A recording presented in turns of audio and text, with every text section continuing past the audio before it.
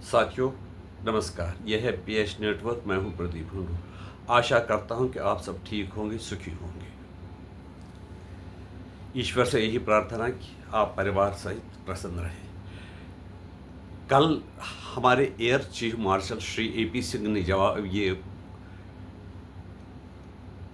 Press वार्ता में ये कहा, या कहीं पर वो बोल रहे थे कि हमारे जो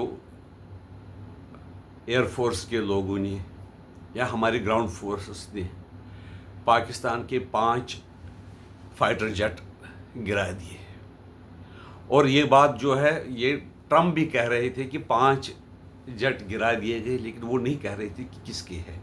वो कन्फ्यूजन क्रिएट करना चाहते थे। उनको पता था कि एक न एक दिन ये बात मार्केट में आएगी कि 5 जेट इसमें गिरे हैं, तो इसलिए उसने एक कन्फ्यूजन क्रिएट करने की कोशिश की कि ये 5 जेट किसके हैं। तो राहुल गांधी जी को इशारा हुआ, या शायद उनके साथ पहले बात हुई होगी किसी सोर्स के थ्रू, कि हमारे कितने फाइटर जेट गिरे, हमारे कितने फाइटर जेट गिरे। उसके लिए उन्होंने पार्लियामेंट का सेशन बुलाया और उनको कहा कि पार्लियामेंट में इसके बारे में डिस्कशन होना चाहिए। अब ये जो बात इतने दिनों के बाद हुई, अब राहुल गांधी ने इमरान मसूद ने, कांग्रेस पार्टी के जो सांसद है, उन्होंने ये बयान दिया है कि ये बात गलत है। उनकी टाइमिंग पर प्रश्न चिन्ह खड़ा कर दिया। ये कहा कि 3 महीने तक ये बात क्यों नहीं कही गई। अगर ये ऐसा हुआ है तो ये पहले ही कहा जाना चाहिए थे, उसमें सरकार को क्या दिक्कत थी। और दूसरी बात, जो हमारे उपेंद्र द्विवेदी जी हैं, chief of the army staff, उन्होंने ये बात की कि हमें सरकार ने पूरा फ्री हैंड दिया था। तो वो कह रहे हैं कांग्रेसी कि आपने पाकिस्तान ऑक्युपाइड कश्मीर में क्यों नहीं कब्जा किया है। बात ये है कि ये सोच समझ कर देखना पड़ता है कि कब क्या करना चाहिए। हम जानते हैं कि जो रशिया और यूक्रेन के बीच में जंग है, 4 साल हो गए, वो अभी तक नहीं रुकी। अगर रशिया में वो ऑयल वगैरह नहीं निकलता होता तो वो इस वार को सस्टेन नहीं करते हैं। इराक जो यूक्रेन है वो भी ख़त्म हो रहा है, कितने लोग उनके मर गए, इंफ्रास्ट्रक्चर ख़त्म हो गया,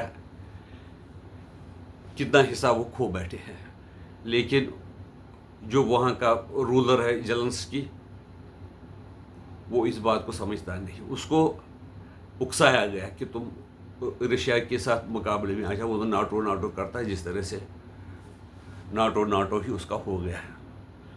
और लेकिन अमेरिका को ये फ़ायदा हुआ, जो सबको उकसा था उसको, कि उसके हथियारों की सेल रूस के कारण बहुत बढ़ गई।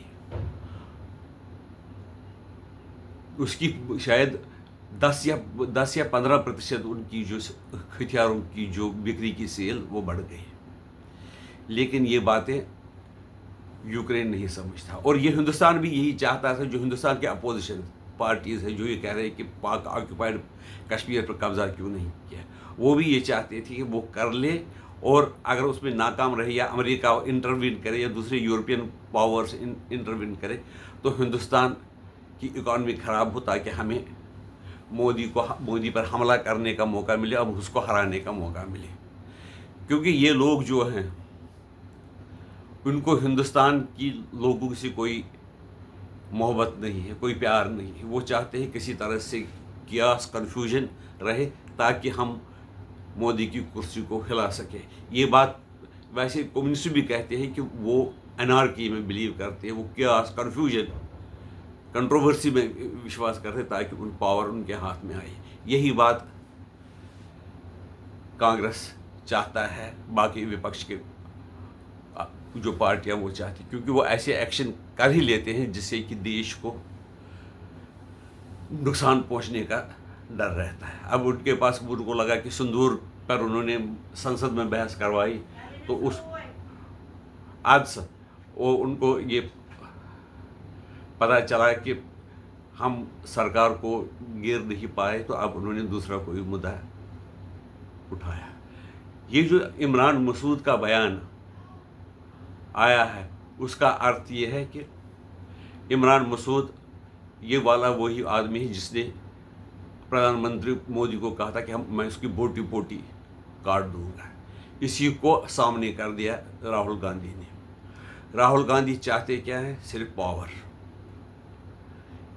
ये बात हुई, दरअसल अमेरिका का जो राष्ट्रपति है वो पावर लेने के बाद पागल हो गया, और जो हमारा राहुल गांधी है वो पावर न मिलने के कारण पागल हो गया।